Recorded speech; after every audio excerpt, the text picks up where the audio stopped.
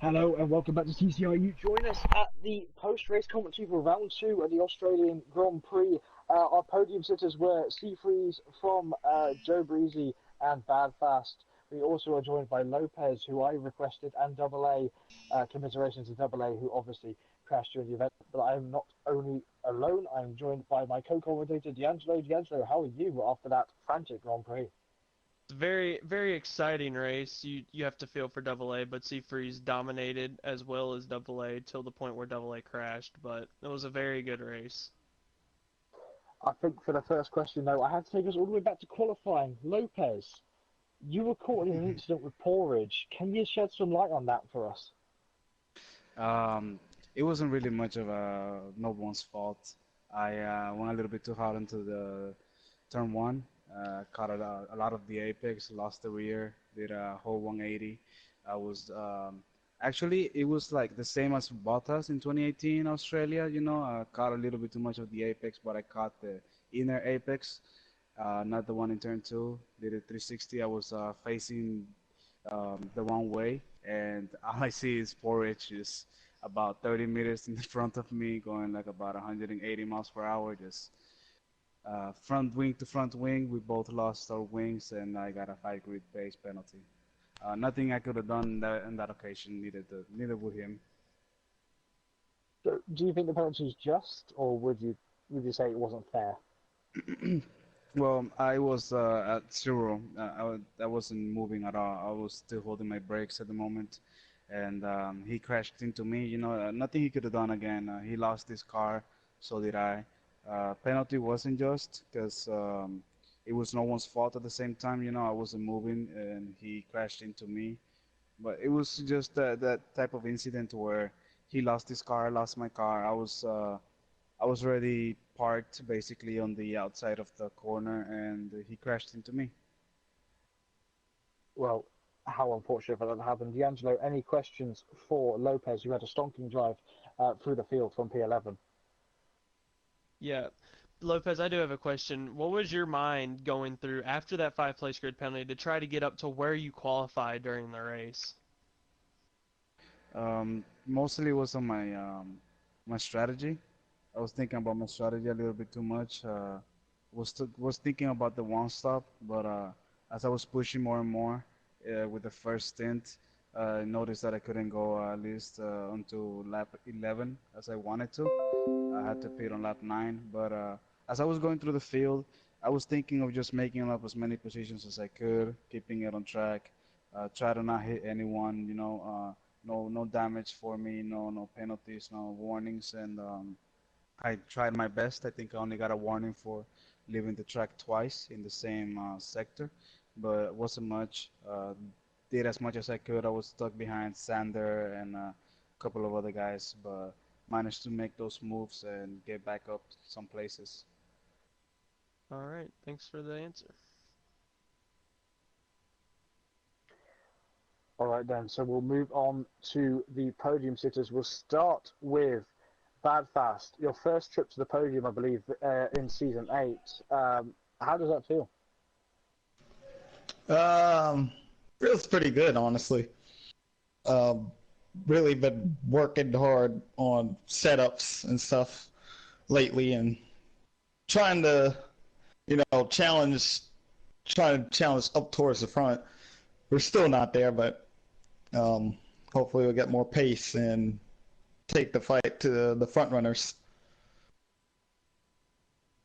You were only 3 tenths off second place. Do you think that was down to your tyres degrading too much at the end, or at that point were you just running out of pace and Joe was putting pace out of wherever he has that pace in that McLaren? Um, Honestly, I think it was a little bit of both. But what really caused me to cut the corner was um, I was trying to push and keep up with him. But as soon as I cut that corner, I was like, I had to pass him. And, he really did a great job holding me off. And, around lap 25, lap 26, he really turned up the heat and pulled away from me. with this race, you obviously your first trip to the podium. Is this the start of a run on the podiums, or do you think, as you said, do you think you've still got more time to go?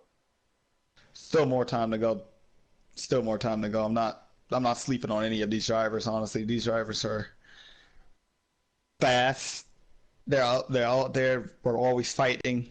All I'm trying to do is just get as many points as possible each race.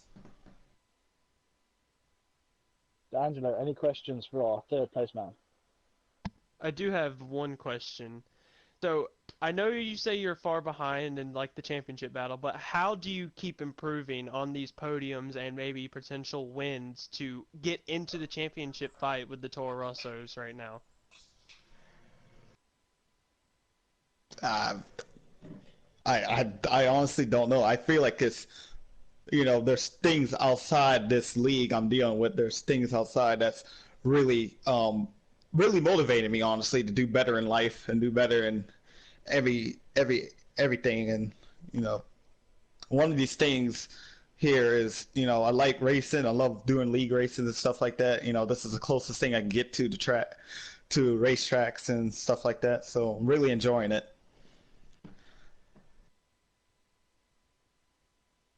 All right, so we'll take a look at second place, and it's a man who we often see up on the podium.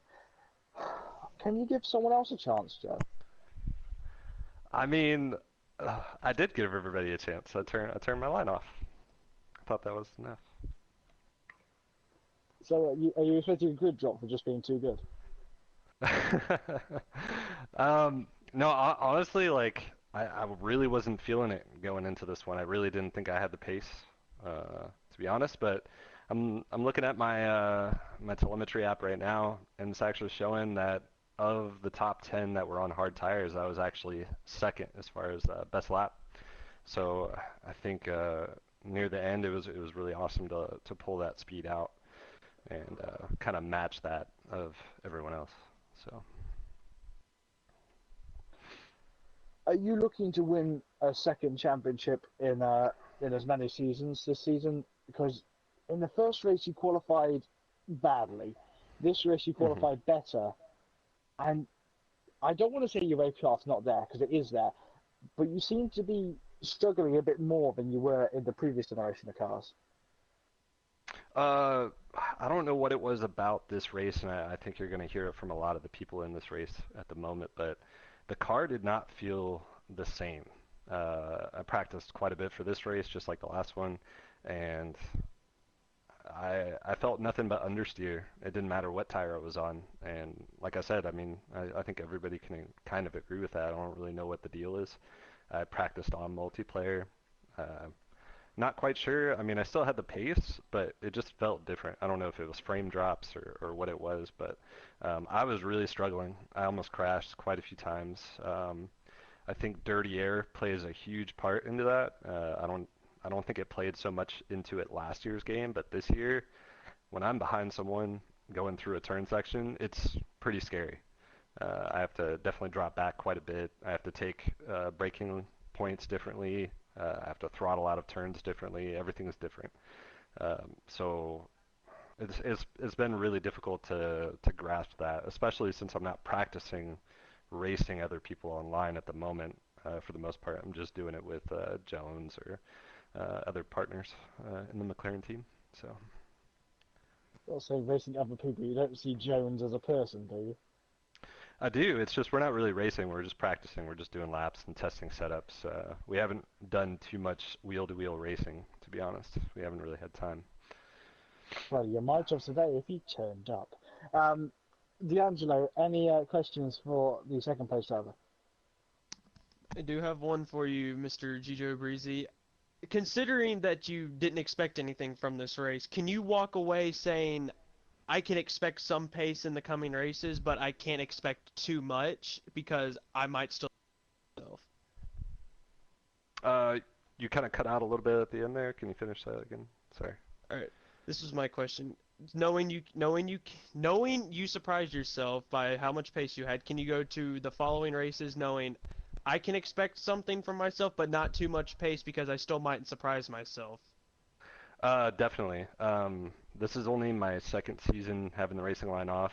My first season, I don't think I made it out of the top 10. Or, sorry, out of the top 10, into the top 10 is what I'm trying to say, for the first half of the season. So this is really only my first season that I'm starting on Racing Line and actually doing, or starting without it and actually doing pretty well. So I think the pace is definitely coming along nicely. It's just I didn't come into this trying to necessarily win the championship. I'm really just trying to get used to the Racing Line being off, if anything. So I mean, just being up there with the front runners honestly is a huge surprise to myself, and I'm hoping that I can keep that up, keep that going. But you know, I would love to win a race. I mean, I think that's my new goal. My first goal was just getting a podium with no racing line on.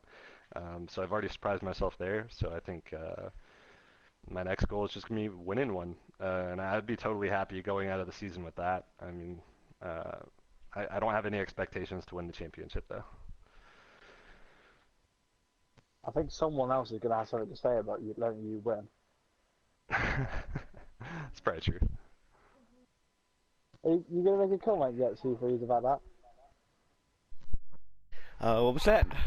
Falling asleep on this side. Um, Am I that boring? Am I honestly that boring? Tell you no. what, This is just he's slurring his words. No, Breezy yes. was saying that he wants to take a win. Are you gonna not have a comment about him having a win? I mean, he could have Or are one you gonna out let of the him? 15. You know, now 1 out of the 13, I'll give him. But Is he you know, is he gonna win Monaco? I don't know. Probably not. So, oop, I hit my mic here. I don't know. Leave it to him and see what he has to offer, I guess. We have to be gentle with Seafreeze. He is feeling a bit unwell. So he's gone and done a Hamilton, wins a race when he's feeling unwell. Well, this didn't crash. Seafreeze, how was that race for you, and how bad do you feel for Double A? um, oh man, it was another really fun one. I knew I had the speed, I had the pace. After the first 5 laps, I said to myself, there's no one close matching the speeds. I was behind Double A for the first stint, and I saw him pit, and I pitted exactly when he pitted, which I think was the wrong move in the end, but it really didn't matter, I guess. But speed was good, pace was good. I was kind of upset. My qualifying, I did not hit what I was hitting in practice, and I messed my first lap up, which compromised my second, which then compromised my whole qualifying and all in all. So the qualifying was close. I should have had pole from the practice laps I've been doing, and you know, then I wouldn't have been in that situation where I would have needed to pass him. I think it would have been a straightforward race from there. But do I feel bad for Double A? Yeah. Although it is his mistake at the end of the day, so you know, it happens. But I think he'll come back, you know, like he said, next week, and you know, go from there. But I don't know. Yeah. Before I let D'Angelo take that question, I just want to ask Double A, do you agree with that? Our winner tonight. Yes, Seafreeze, I mean, congratulations again on the win, but Thank you. knowing that Double A and Porridge have the pace to challenge you in talent, how do you guys prevent that in the coming races to keep that championship lead and make your way towards the Constructors and potentially Drivers' Championship? I don't know. Obviously, Double A has been very good in pace-wise, pretty equal to me, I would say. And I know Talon he had a rough start to the season. I think I don't really remember what happened to him, something he got caught up in. But I know me and Talon all throughout, you know, this season will be there all throughout. We've won it back in season 5, and hopefully we do a little better. You know, we're an experienced team. We know what needs to be done, and I think, you know, that's our mindset.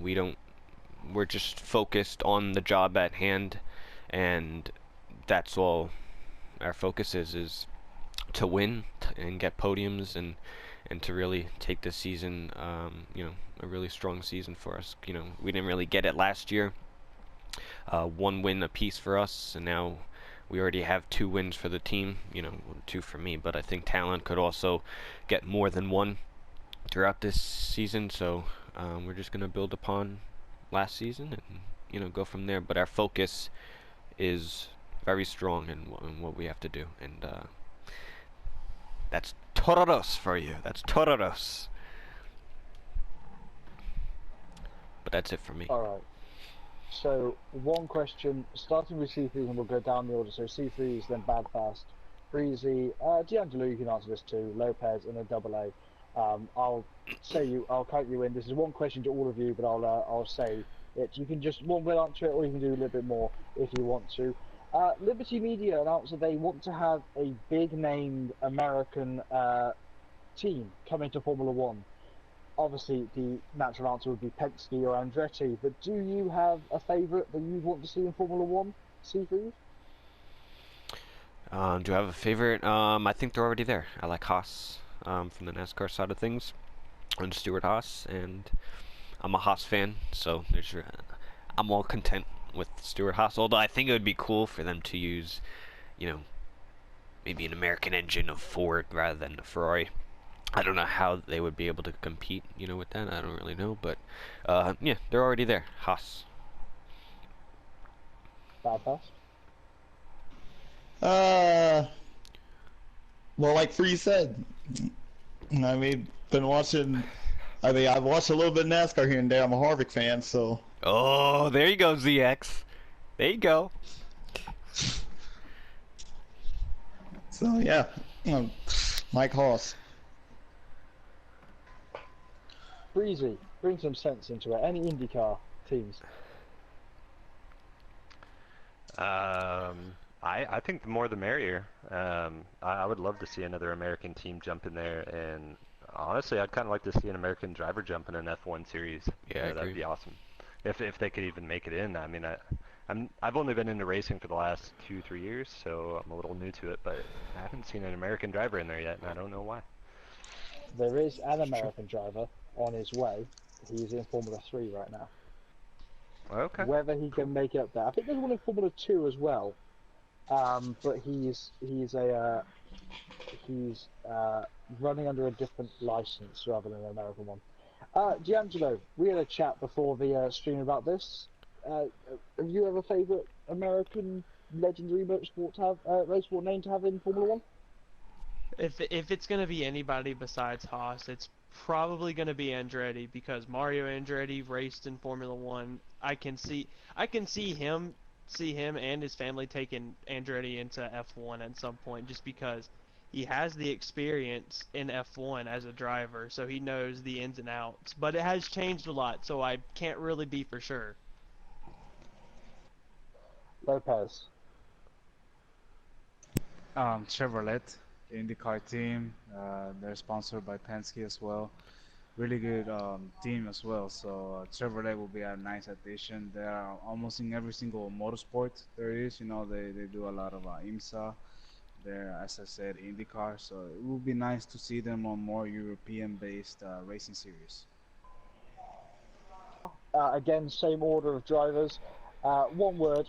What are you expecting from Spa? You freeze. Well, what am I expecting for the spot? Same thing like throughout the whole season. Definitely a podium. If we have a shot for a win, we'll take it. Never won at Spa, so I never won at Australia either. So today was good, but never won at Spa, I don't think. So yeah, a win would be nice. Bad Fast. How are you going to do in Spa? I feel like it's gonna be chaos. Joe Breezy? I like Spa. It's a good track. I think I'll enjoy it a lot, and I hope to get another podium. Maybe that win goal that I just talked about. That'd be awesome. We'll ask D'Angelo because he's in gold. D'Angelo, how are you going to do at Spa? I feel like it's gonna be carnage if you're in the middle, turn one. Lopez. Feel like it's gonna be a really interesting race for me, strategy-wise, with the tires that I'm gonna be choosing. And Double A.